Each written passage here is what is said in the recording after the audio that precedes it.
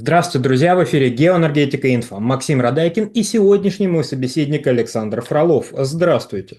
Здравствуйте, здравствуйте. Александр, газовые хранилища Европы опустеют этой зимой? Цены на газ уже обновляют годовые максимумы, а еврочиновники всерьез начинают обсуждать потолок цен на газ. Что происходит с газовым рынком Европы? Во-первых, если брать подземные хранилища газа, то ситуация следующая. В начале 2024 года в подземных хранилищах Европейского Союза было что-то порядка 95 миллиардов кубов. В начале текущего года около 82 миллиардов кубов. То есть динамика отбора явно выше.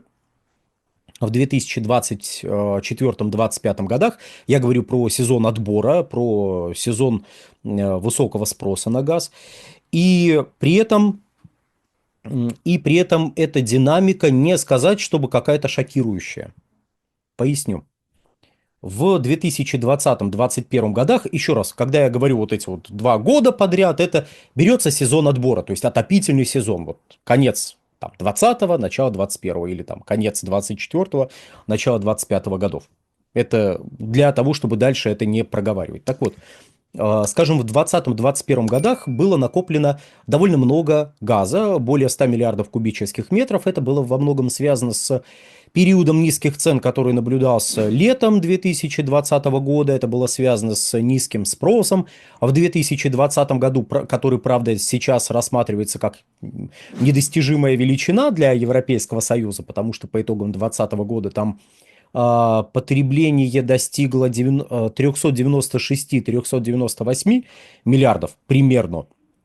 Вот. А по итогам 2024 года это где-то 330-335 миллиардов кубических метров. Но 2020 год тогда рассматривался как ай-яй-яй, какой кошмар, как мало мы потребляем.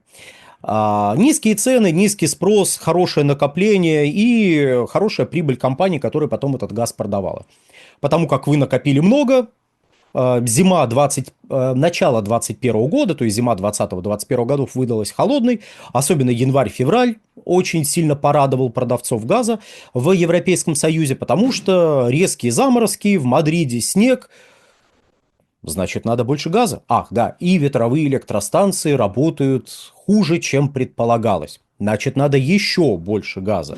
Потому как у вас газ нужен не только для тепла, но и для выработки электрической энергии. Ветроэлектростанции вырабатывают мало, или гораздо меньше, кратно меньше, чем вы ожидали. Значит, нужно газа еще больше, чем надо было бы, если бы эти ветровые электростанции работали. Вот, это 2021 год. Почему я к нему постоянно возвращаюсь? Потому что текущая динамика очень-очень-очень похожа на то, что мы наблюдали в начале 2021 года, вплоть до того, что к началу 2021 года в подземных хранилищах Европейского Союза оставалось порядка 80 миллиардов кубических метров. Сейчас 82 миллиарда кубических метров к началу 2025 года. К моменту записи ролика еще меньше, но, в общем, это не принципиально. Знаете, расхождение где-то, в неделю получается по отбору газа с 2021 годом. Это несерьезно.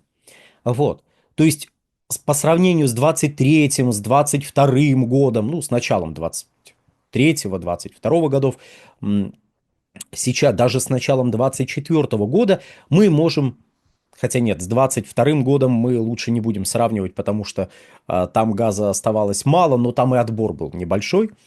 А вот если мы будем сравнивать как раз-таки с началом 23-24 года, то разница очень велика, то есть разница более 15 миллиардов кубических метров запасов, к началу года. И это вроде как, существенно. Но еще раз, в подземных хранилищах к началу 2025 года 82 миллиарда кубов. И это означает довольно банальную вещь. Это означает, что даже если отбор будет на столь высоком уровне, каким он был в начале 2021 года, то мы можем предположить, что и к завершению отбора в подземных хранилищах останется столько же, сколько оставалось в 2021 году. А там, оставались, конечно, минимальные объемы, но не ноль. Там оставалось менее 30 миллиардов кубов, да все-таки это 28-27. Почему 28-27? Потому что сначала 28 осталось, начали накопление, потом заморозки, еще был отбор, и там уже 28 с копейками оставалось, но это все равно много. Это уже под конец марта, это в начале апреля. Все равно значительная величина. То есть за первый квартал 2021 года было отобрано порядка 50, чуть более 50 миллиардов кубических метров. Это был очень динамичный отбор. Это был крайне нетипичный, но динамичный отбор, связанный вот с сочетанием факторов. Еще раз перечислим их. Низкие температуры, аномально низкие температуры, и малая скорость ветра, и, соответственно, малая выработка электрической энергии на ветроэлектростанциях. Если сочетание этих факторов вдруг неожиданно произойдет, ну что ж, 50 миллиардов отберут. Притом, 21 год, если мы берем весь год, в 2021 году потребление газа в Европейском Союзе составило 415 миллиардов кубов. Это на фоне, скажем, предыдущей истории потребления газа не очень выдающаяся величина, но это гораздо больше, чем в 22-м, 23-м, 24-м годах. А это, в свою очередь, говорит о том, что текущее потребление без учета погодных факторов, без учета скорости ветра, температур наружного воздуха и прочего, прочего, прочего. Так вот, текущее потребление сейчас ниже. И даже если вот эти аномальные факторы, вот эти вот факторы, изменяющие текущее потребление, выстрелят, это текущее потребление, даже если оно достигнет тех величин, это будет, что-то прям потрясающее. Я не могу сказать, что совсем невозможно, чтобы 50 миллиардов кубов было отобрано за вот этот вот период времени, но, тем не менее, я бы на это не рассчитывал. Тем более, я бы не рассчитывал на то, что подземные хранилища вообще останутся пусты. Итак, давайте мы посмотрим, а сколько газа вообще было отобрано. Объем накоплений к текущему отопительному сезону составил, порядка 106-107 миллиардов кубических метров. То есть, примерно за полтора месяца, за полтора-два месяца объемы сократились до 82 миллиардов кубических метров. Ну что ж, это 25 миллиардов отобранных за полтора месяца. Ну хорошо. Берем и вот 3 месяца добавляем такого же динамичного отбора. Что мы получаем? Мы получаем те самые 50 миллиардов кубов. Это если погода будет, особенно в марте, если погода будет холодной, если февраль будет какой-то аномально холодный. Если нет, то, скорее всего, уже к началу марта отбор будет сокращаться, и мы каких-то аномалий в плане запасов газа не увидим. Еще раз. Можно придумать какой-то сценарий, при котором в подземных хранилищах Европейского Союза газа не останется. Если очень хочется, придумать такой сценарий можно.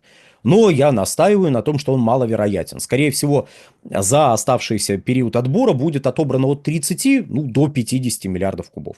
Все равно остается где-то порядка 30 миллиардов в подземных хранилищах. Точнее, останется от 30 до 50 миллиардов. Вот наоборот получается. Будет отобрано 30, останется 50. Будет отобрано 50, останется 30. Довольно легко посчитать. Но тут вот какой момент. Объемы отбора сейчас, как я уже сказал, превышают объемы отбора в 22-м, 23-м и 23-м, 24-м годах. И вот тут мы с вами подходим к следующей интересной штуке. А именно, я сейчас буквально подсмотрю в шпаргалку, чтобы вам сказать точные величины. К моменту окончания сезона отбора в прошлом году, то есть в начале 2024 года, а это произошло где-то на 14-й неделе, в подземных хранилищах Европейского Союза оставалось 65 миллиардов кубических метров. Если прям предельно точно сказать, 65,372, но, думаю, 65 достаточно очевидное красноречивое округление. Вот. Сравниваем с 23-м годом. Там вообще сезон отбора закончился примерно, еще раз, примерно на 10-12 неделях. 13-я неделя уже точно все, отбор заканчивается. 61 миллиард кубических метров. Если мы смотрим на начало 22 года, на которое я бы вообще не смотрел, не советовал смотреть, то там было менее 27 миллиардов. То есть оставалось примерно столько, сколько оставалось после рекордных отборов в 2021 году. О чем это все говорит? Ну, во-первых, это говорит о том, что так как текущее потребление в период после 2021 года резко сократилось, то сократился и отбор газа из подземных хранилищ, особенно когда вы накапливаете больше 100 миллиардов кубических метров, но отбираете вы, 45, 50 миллиардов. Накопили 110, отобрали 50, осталось 60 миллиардов кубических метров. Опять надо накапливать 50 миллиардов кубов. Да, вот в начале 22 года там прям ай-яй-яй, там многие смотрели с интересом на происходящее и говорили: о, смотрите-ка, что у них с подземными хранилищами происходит. А что у них происходило с подземными хранилищами? А у них в 2021 году было накоплено у Европейского Союза к началу сезона отбора. То есть давайте зафиксируем. Начало 2021 года. Менее 30 миллиардов остается в подземных хранилищах. Точнее, прошу прощения. Вот я вас чуть было не ввел в заблуждение. 32 миллиарда. Отменяем ранее сказанное, 32 миллиарда оставалось в подземных хранилищах. И менее 32 после после повторного отбора. Но все равно около 32 миллиардов. Перепутал с началом 22 года, когда вот 27-28 было. Разница не столь велика, но я все равно приношу свои извинения за легкую дезинформацию в начале ролика. Так вот, начало 2021 года. 32 миллиарда остается в подземных хранилищах. Рекордный отбор, ай-яй-яй. А дальше начинается. Почему накопили так мало? Почему накопили всего 83-84 миллиарда кубов к началу отбора в 2021 году? Потому что газ дорожал. Многие забыли, а мы не устаем напоминать, что подорожание газа началось в 2021 году, летом 2021 года. Жара, низкая выработка электрической энергии на ветроэлектростанциях, растет спрос и на электричество, он тянет за собой рост спроса на газ, газ дорожает, поэтому растет спрос на уголь, дорожает все. И не только в Европе. И последнее, что можно в плане цен сказать как раз-таки про вот этот потолок. Потолок, с ним ничего интересного не происходит, потому что потолок цен был еще 2 года назад введен. Это если вдруг цены на газ в Европе поднимаются там где-то к $1500 за 1000 кубических метров, то включается вот этот потолок, но если включение потолка негативно действует на внутренний рынок, потолок выключается. В общем, абсолютно беззубый, бесполезный, бестолковый механизм, который был введен просто для того, чтобы рынок успокоить. На рынке сейчас цены ниже, но последнее, что хочется сказать, а почему такой отбор, если я говорю, текущий спрос относительно невелик? Да потому что газ, накопленный летом, по 300 и менее долларов, сейчас можно продать по 500-550 долларов за 1000 кубических метров. Я немного утрирую, но я скорее пытаюсь показать порядок величин.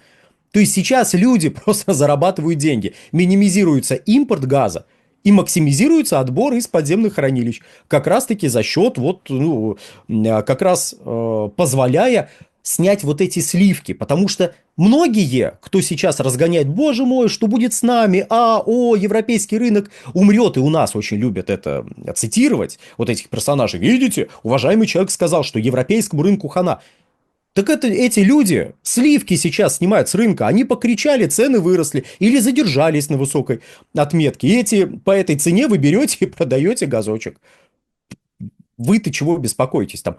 Особенно если это какие-то представители каких-то компаний говорят. Не надо за них переживать, более того, верить их выкрикам не надо. Эти люди решают либо свои финансовые, либо свои политические задачи.